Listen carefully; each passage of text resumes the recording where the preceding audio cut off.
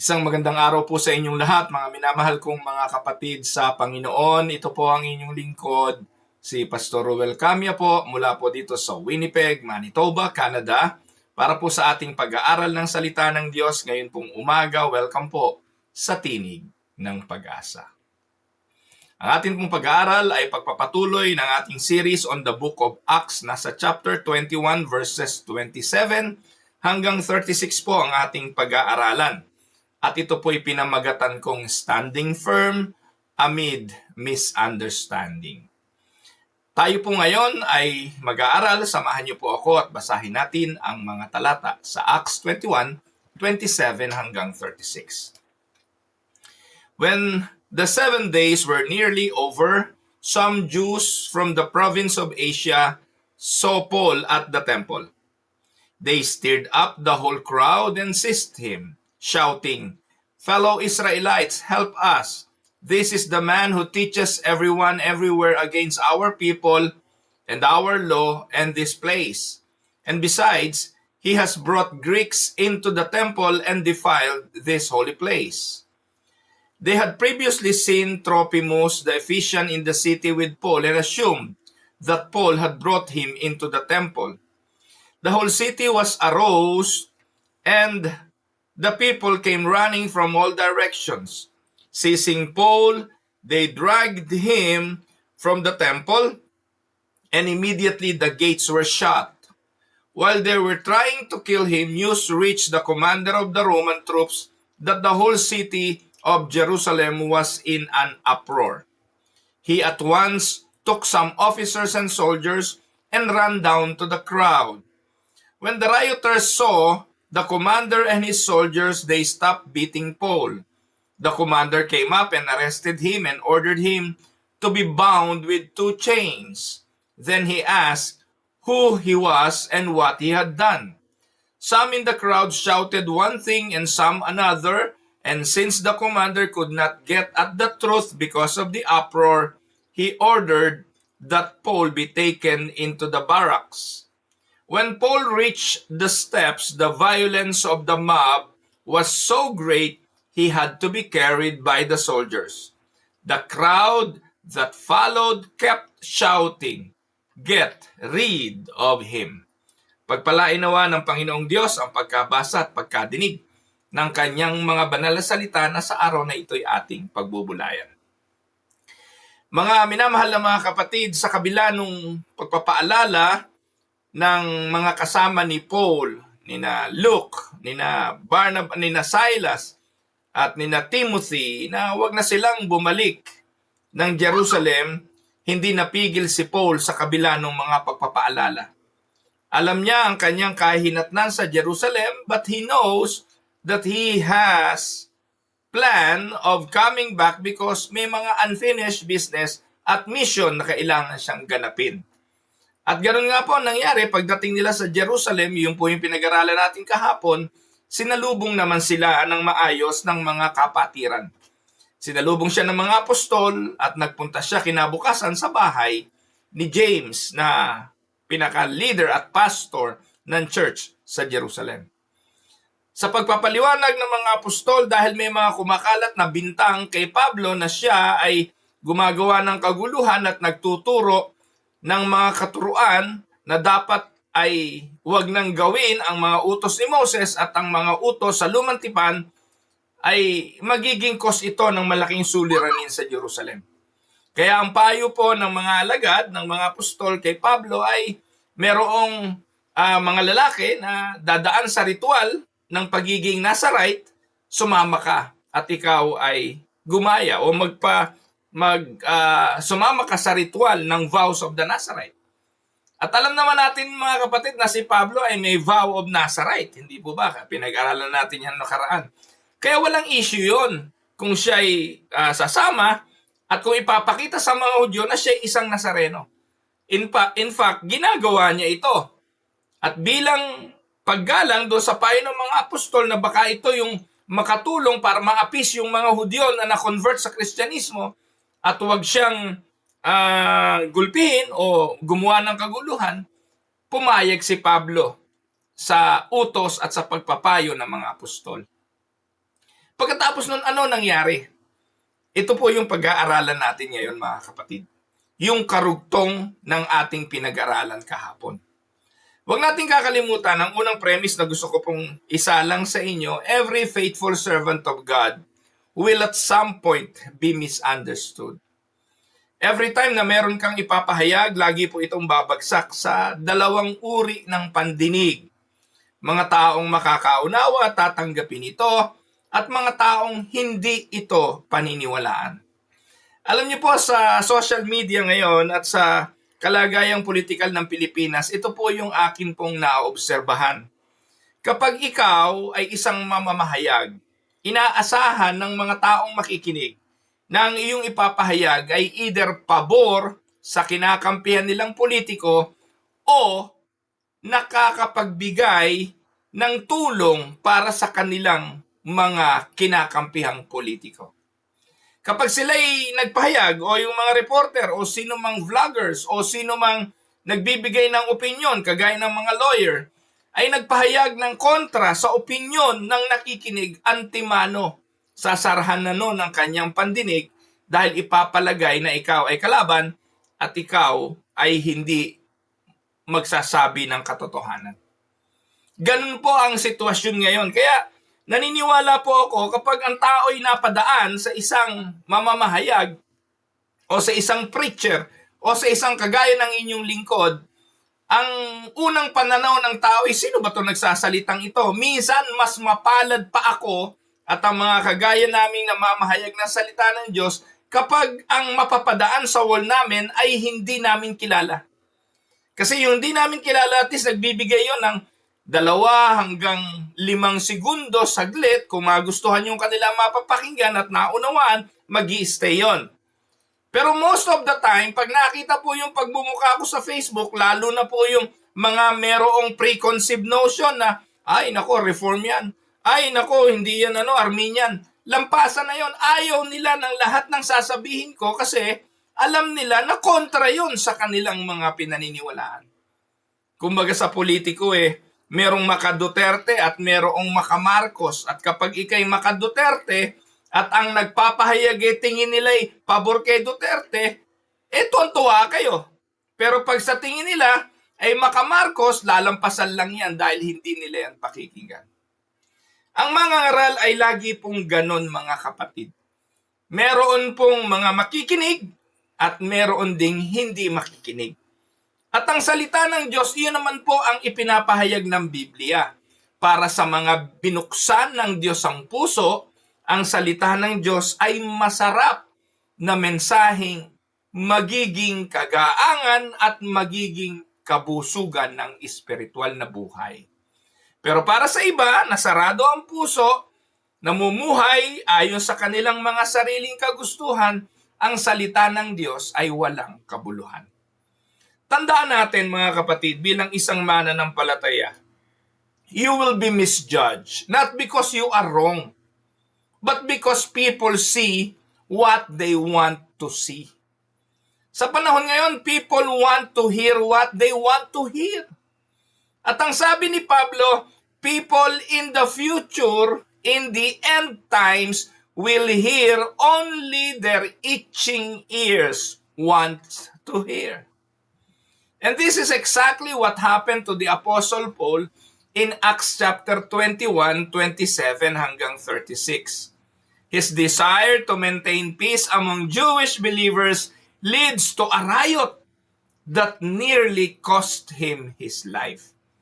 And this passage, we see 3 major themes. Ano-ano po yon? One theme is the danger of religious misunderstanding.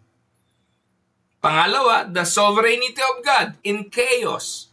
At ang pangatlo, the call for believers to stand firm even when falsely accused. Let us walk through the text verse by verse at isa-isahin natin ang mga talatang ating pagbubulayan ngayong umaga. Let us go to verse 27 of Acts chapter 21. When the 7 days were nearly over, some Jews from the province of Asia saw Paul at the temple. They stirred up the whole crowd and seized him. So kagaya ng payo ng mga apostol, sinunod ni Pablo ang kanilang bilin na pumunta siya sa templo kasama ng mga gagawa ng Nazarite vows. So nung nakita siya sa templo ng mga Hudyo from Asia, ibig sabihin hindi talaga to from Jerusalem. Ito yung mga Hudyo na from Asia likely knew Paul from his ministry sa Epeso. Alam naman ninyo kung ano nangyari sa Epeso, hindi po ba? Nakapag-establish ng simbahan si Paul sa Epeso at maraming mga mananampalataya, maraming mga mapagsamba sa Diyos-Diyosan ang sumamba sa Panginoong Jesucristo. At doon ay may mga Hudyo. Itong mga Hudyong binabanggit dito ay yung mga nananampalataya sa Judaistic religion. Sila yung mga Jews na ang kanilang faith ay Judaism. So hindi sila believer at nang nakita nila si Paul, ang sabi ay nagdalang galit sila. They stirred up the whole crowd and they seized him. So they had already opposed him sa Asia. Sa Asia pa lang, kalakalaban na nila si Pablo, kontrabida na sila kay Pablo. Ngayong natagpuan nila si Pablo sa Jerusalem, nagkaroon sila ng opportunity lalo na hulihin at gulpihin nila si Paul. So ano pong insight ang ating makikita rito? Tandaan niyo po mga kapatid, opposition often comes from those already carry past grudges or biases. Yung mga oposisyon sa salita ng Diyos, sila yung mga tao na madalas ay may karga-karga na nakaraang karanasan o mga karanasan na nakapagbigay ng bias na hindi na nila kailanman paniniwalaan si Pablo kasi noon pa man na-repute na sila nito. Noon pa man nasaway na sila ni Pablo. At sila yung mga kalaban ni Pablo sa kanyang pangangaral, sa kanyang misyon sa Asia, most probably ay kilala na nila si Paul. Na hindi na nila mape-persuade si Paul. At ang aking nga pong opinion dito, kasama sila dati ni Paul sa pagtugi sa mga mananampalatayang Kristiyano. Because we know that Paul, formerly Saul, ay persecutor ng mga Christian. Kaya marahil dahil doon, nagdalang galit sa kanya tong mga to na dati niyang mga manunupil ng mga Kristiyano, fellow persecutors, pero ngayon ay hindi na. Magkaiba na sila ng tinatakbong daanan. Kaya makikita natin, opposition often comes from those who already carry past grudges or biases. The enemies of the gospel do not forget easily. Yan po ang katotohanan. Mapagtanim, hindi agad nakakalimot. At alam nila, sasabihin at ipapangalat, kalaban natin yan. Hindi na natin kapanalig yan. Kalaban na natin yan si Pablo, dati yan kakampi natin, pero ngayon hindi na. Kaya ipapangalat pa nila, sisiraan pa nila, gagawan pa nila ng masama. At dito, makikita nating binigyan si Pablo ng 3 akusasyon. Pero bago yon, basahin muna natin ang verse 28. Ano sabi? Shouting, fellow Israelites. So, itong mga taong ito, itong mga Hudyong ito, gumawa rin ng sarili nilang programa. Tinawagan nila ang mga kapwa nila Israelita, kapwa mga Hudyo, at ang sabi nila, tulungan nyo kami. Humihingi sila ng tulong, nagpapadihado. Pinalalabas nila na argabyado sila dahil si Pablo ay nagtuturo sa mga tao ng ibang katuruan. At ang turo na itinuturo ni Pablo ay pawang kasinungalingan. Yan ang ayon sa kanila. So shouting, fellow Israelites, help us. This is the man who teaches everyone everywhere against our people and our law in this place. And besides, he has brought Greeks into the temple and defiled this holy place. So 3 accusations yan, mga kapatid. Una, nagtuturo raw si Pablo against the Jewish people. Wala namang ganun. Nagtuturo daw si Pablo against the law of Moses. Wala namang ganun. At nagtuturo daw si Pablo na i-defile ang temple. So against the Jewish people, against the law of Moses, and against the temple. At iyan mga kapatid, ang tatlong wag na wag mong sasalingin sa mga Israelita. Sapagkat sa mga Israelita, pinapahalagahan nila ang kanilang pagiging Hudyo because for them, they are the chosen people of God. Pangalawa, pinapahalaga nila ang law of Moses kasi sa kanila lang ibinigay yung law of Moses, the Ten Commandments. And third, pinapahalagahan nila ang kanilang mga sinagoga at ang kanilang mga templo. Galawin mo na ang lahat, magsalita ka na anything against them but not on those three things. And all those accusations are false or twisted. Paul preached that Christ fulfilled the law, pero hindi niya inabolish ito katulad ng turo ng Panginoon. Ang turo ni Pablo, ang katuparan ng mga kautusan ay walang iba ang Panginoong Hesus. Pero hindi niya inabolish yon. Ipinaliwanag lang niya na si Jesus ang katuparan ng kasulatan. And he never dishonored Israel. In fact, he desired the salvation of Israelites. Romans 9:1-3. And the final accusation, Paul brought a Gentile into the temple. It was a complete fabrication. Pinalalabas nila na si Pablo ay nagpasok ng isang hentil sa templo. Na bawal yon mga kapatid sa pananampalatayang Hudyo. Sapagkat ang mga hentil ay kinukonsider nilang marumi at hindi karapat-dapat sa templo. Mga kapatid, a half-truth is often more dangerous than a full lie. Ang kasinungalingan na may halong konting katotohanan na ay napakadelikado, mas delikado sa purong kasinungalingan. Why? Because it gives an impression of truth while concealing the real motive. And the motive is to destroy character. Amen mga kapatid.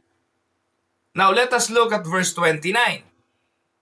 They had previously seen Trophimus, the Ephesian, in the city with Paul, and that is their assumption that Paul brought him to the temple.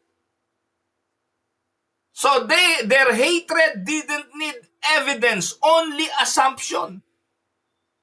Yung galit nila, palibasa nakita nilang kasama si Trophimus, na taga-Epeso, na pumasok sa city. Ang assumption ng nila, sinama ni Pablo si Trophimus sa temple. Pero hindi yun nangyari dahil alam ni Pablo na iyon ay hindi karapat-dapat dahil sa pananampalatayang Hudyo, bawal yun. Kaya dito makikita natin kapag galit ang tao, hindi kailangan na ebidensya. Assumption lang, sapat na. Hindi kailangan ng evidence. Sulsulan mo lang. Papaniwala na kahit walang ebidensya. Anong biblical insights? This highlights the total depravity of man. Pinapakita nito ang puso ng tao. The sinful heart of human is quick to presume guilt, slow to seek truth, and anger to condemn. This shows the depravity of human heart. Sinasabi nga ng Biblia, without grace, we react based on prejudice, on anger, and in fear. Ang puso ay napakadumi at ang puso nakakiling sa masama. Let us go to verse 30.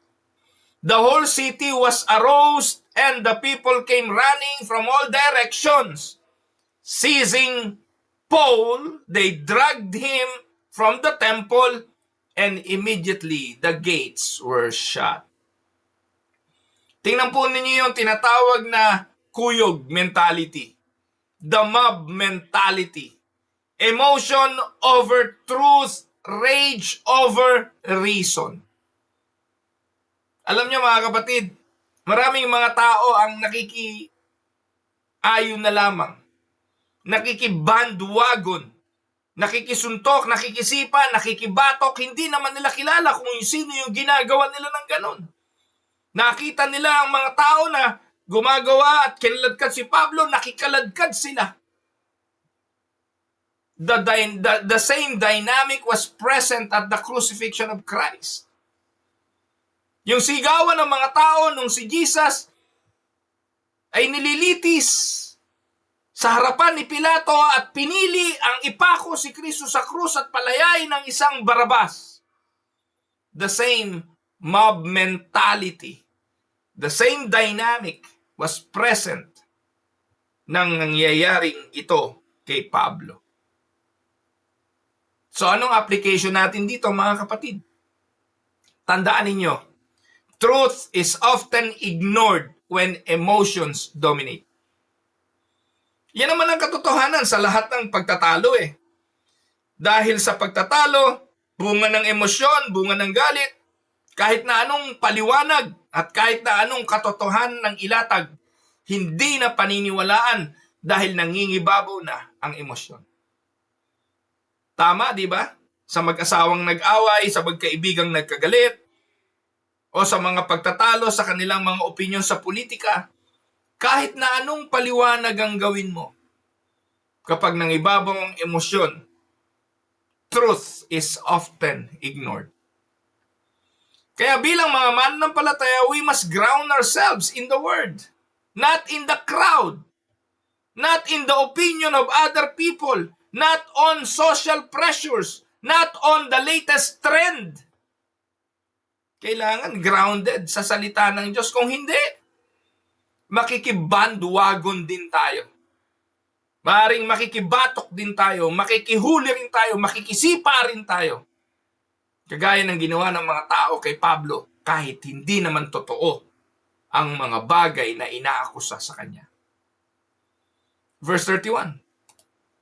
While they were trying to kill him, news reached the commander of the Roman troops that the whole city of Jerusalem was in uproar. In an uproar.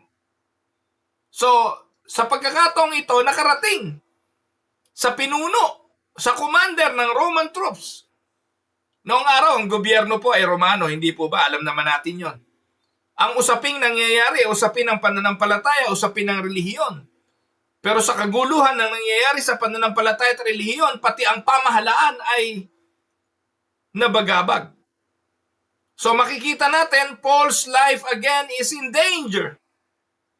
Just as he had been warned by prophets earlier, sa nakalipas na pag-aaral natin, natupad na yung prophecy dito. Suffering awaits him in Jerusalem. At ang sabi, di ba, sabi ni Agabus, yung belt na hiniram kay Pablo, ang may-ari ng belt na ito ay siyang igagapos sa kamay at itatali sa paa. Katulad ng warning na ito ni Agabus, ito ngayon ang nangyayari kay Pablo sa Jerusalem. But take note, God allows danger, but God is always in control. Amen mga kapatid? Now, anong nangyari susunod? Verse 32. He at once took some officers and soldiers and ran down to the crowd. When the rioters saw the commander and his soldiers, they stopped beating Paul.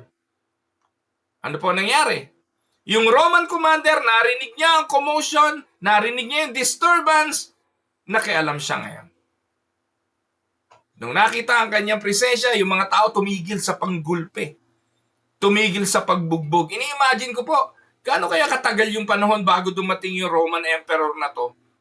O yung Roman commander na ito? Saka lang sila tumigil. Gaano na karami tama ni Pablo nun? Gaano na karami yung kanyang bukol, yung sipa, suntok na inaabot niya?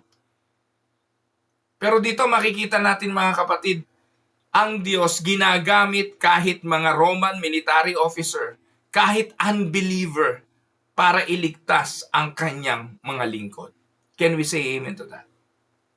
Sa pagkakataong ito, ang kaligtasan ni Pablo nanggaling to an unlikely source. Nanggaling ang kanyang kaligtasan sa kamay ng mga fellow Jews Galing pa ito sa isang Roman military officer. Anong doktrina matututunan natin dito? Ito po yung doktrina ng God's providence. This reveals God's providence. Paniwalaan po natin na kahit pagano, pwedeng gamiting instrumento ng proteksyon, ng pagpapala ng mga piniling tao ng Diyos. Amen? Even pagans become instruments of protection or even blessings for God's chosen servants. Naniniwala po ba kayo doon, mga kapatid? Basahin niyo po ang Proverbs 21, verse 1. Now let us go to verse 33. The commander came up and arrested him and ordered him to be bound with 2 chains. Then he asked who he was and what he had done. So ito na po yung katuparan ng hula ni Agabus. Nakatali ang 2 kamay at nakatali ang 2 paa. Paul is chained not because of guilt, but because that is the fastest way to stop the riot. Amen? And again, uulitin ko, this fulfills Agabus' prophecy in Acts chapter 21, verse 11. Paul would be bound in Jerusalem. Tanong, naniniwala ba si Pablo rito? Yes. Bakit tumuloy pa rin siya? Because he knows that is part of God's plan. Amen? So ano po ang biblical insight natin dito? God's word is always fulfilled exactly as He declares. Nothing happens outside God's plan. Amen? Alam naman ni Pablo, hindi niya mapipigilan yung mga pangyayaring yun. Alam naman ni Pablo kung anong kalooban ng Diyos at anong plano ng Diyos magaganap. Amen? Now, verse 34. Some in the crowd shouted one thing and some another. And since the commander could not get at the truth because of the uproar, he ordered that Paul be taken into barracks. So, yung ingay ng mga tao, hindi nga malaman ng mga taong nandun kung ano yung akusasyon . The crowd shouted one thing and some another. Ibig sabihin, maging sila, hindi nagkakaisa kung bakit nila ginugulpi si Pablo. Iba-iba ang kanilang reason. Kaya yung commander, hindi niya alam ngayon kung alin ba ang kanyang pakikinggan. And this is not just justice. This is confusion. Kaya mga kapatid, kung atin pong titingnan ang reflection dito, many attacks against Christians are rooted not in truth, but mostly rooted in ignorance and assumptions. Amen? Yung mga attack ng mga ginagawa ng ibang relihiyon at ibang pananampalataya, it is because they are ignorant. Verse 35. When Paul preached or reached the steps, the violence of the mob was so great, he had to be carried by the soldiers. Can you imagine?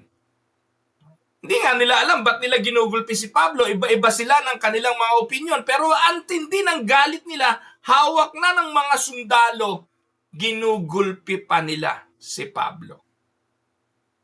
The violence escalates to the point that soldiers have to carry Paul. Sometimes standing for truth brings trouble, even physical danger. But the Apostle Paul remains calm because he trusts the sovereignty of God. Niwala ngang nai-record si Lucas dyan na sinabi si Pablo, o kumibo man lang si Pablo, o umaray man lang si Pablo, nothing. Paul remains calm because he knew that everything that is going on or happening is part of God's perfect plan for him. Now, verse 36. The crowd that followed kept shouting, "Get rid of him!" Mga kapatid, ito pong katagang ito, these are the same words shouted at Jesus on Luke 23, verse 18. Away with this man! Kay Paul, get rid of him! So dito makikita natin, bakit kikibo si Pablo, gayong alam ni Pablo na ang path na kanyang nilalakaran is the same path of his master. Faithfulness often means following Jesus not only in ministry but in suffering. Can we say amen? Kaya mga kapatid, minsan, bakit natin ipagrereklamo ang mga kabigatan ng buhay gayong alam natin na nilakaran din ito ng ating Panginoong Diyos? Ano ang ikagagalak natin? Biyaya, pagpapala, kaginhawahan, kalusugan, yun lang ba? Yun ba yung mga bagay na dapat nating ikagalak? Huwag niyong kakalimutan, Pilipos 1:29. Philippians 1:29, we are not only granted the belief in the Lord Jesus Christ, but we are also called and granted to suffer for Him. For you have been granted the belief and to suffer also for Him. Ngayon, ano ang theological themes ng pag-aaral na ito? 1, the world will misunderstand faithfulness. Yun ang reality. Ang mundong ito will misunderstand faithfulness. Paul did nothing wrong, yet he is treated as a criminal. Sa panahon natin ngayon, Christian may face accusation of intolerance, extremism, or hatred simply for believing the Bible. Amen? Second, the human heart is prone to false judgment because of depravity. The crowd believe lies instantly. This is man's sinful nature. The nature of man is quick to condemn and slow to discern. Sabihin nyo lang, yung isa may flood control project, may ghost project, lahat naniniwala na dun kasi yun ang sinasabi. Napakadali nating humatol. The human heart is prone to false judgment. Third, God overrules human wickedness by His divine providence. Even in the chaos, God orchestrates events para proteksyonan si Paul at magpatuloy ang gawain ng Ebanghelyo. Gumamit nga ang Diyos dyan ng isang Roman commander. At pang-apat, the servant follows the suffering Savior. Paul's experience mirrors Christ. Yung false accusation, yung angry crowds, yung government intervention, makikita natin mga kapatid, true discipleship often includes suffering for righteousness' sake. Amen? Kaya kung bibigyan ko po kayo ng illustration, imagine niyo yung isang firefighter who runs into the burning building to save someone. But when he comes out, punong-puno siya ng uling, punong-puno siya ng alikabok, exhausted, pagod, para sa kanyang ginawang pagliligtas. Subalit ang crowd, instead of giving him honor for what he did, they accuse him of starting the fire. They judge based on appearance and not on the truth. That is what happens to the Apostle Paul. Sometimes obedience to God will make you look guilty in the eyes of others. But God knows the truth. Amen? Now, ano po ang application nito? How can we apply this? 1, expect misunderstanding in the ministry. Asahan nyo na yun. Kung gaano dami ng mga pwedeng maniwala, higit ang dami ng mga hindi makakaunawa. Even if your intentions are pure, some people will twist the truth. Ngayon, ano ang dapat gawin? Do not retaliate when falsely accused. Huwag nang makipagtalo si Pablo, hindi nga siya nakipagtalo eh. Amen? Paul does not fight back. He entrusts himself to God's justice. Yan ang dapat gawin. Trust God's sovereignty. Trust God's sovereign care, especially in times of chaos. God placed the Roman commander at the right place at the right time. And number 4, keep proclaiming Christ even when it costs you. Paul's courage in this moment leads to opportunities to preach before the crowd, the Sanhedrin, Felix, Festus, and even Caesar. Sunod-sunod po yan. Sa mga susunod na araw, you will see bakit nangyari ang mga bagay na ito. Tandaan, his trials open many doors to share the gospel that he didn't even expect. Ganon din tayo. Your persecution, your trials, your problems may open a door for you to be able to share the Word of God. Amen? Hindi ka makakapag-share ng Word of God sa mga bilangguan kung hindi ka mabibilanggo. Amen po ba? And if God will allow that, then praise the Lord. Hindi ka makakapag-preach ng gospel sa mga nurses at mga hospital attendant kung hindi ka ma-hospital. Hindi ka magkakasakit. Hindi po ba? Kaya minsan, may paraan ng Diyos para makarating ang ebanghelyo sa tamang lugar, sa tamang tao, sa tamang panahon. Amen? Ang nangyaring ito kay Pablo parang punong-puno ng injustices. Ang nangyaring ito kay Apostol Pablo parang unfair bilang mananampalataya. Pero wag nating kakalimutan, bahagi ito ng plano ng Diyos. Now, bilang conclusion, Acts 21:27-36 teaches that 1. Faithfulness invites opposition. That's a reality. Kapag nagpapakatapat ka, lalo na sa gawain ng Panginoon, umasa ka, mayroong opposition.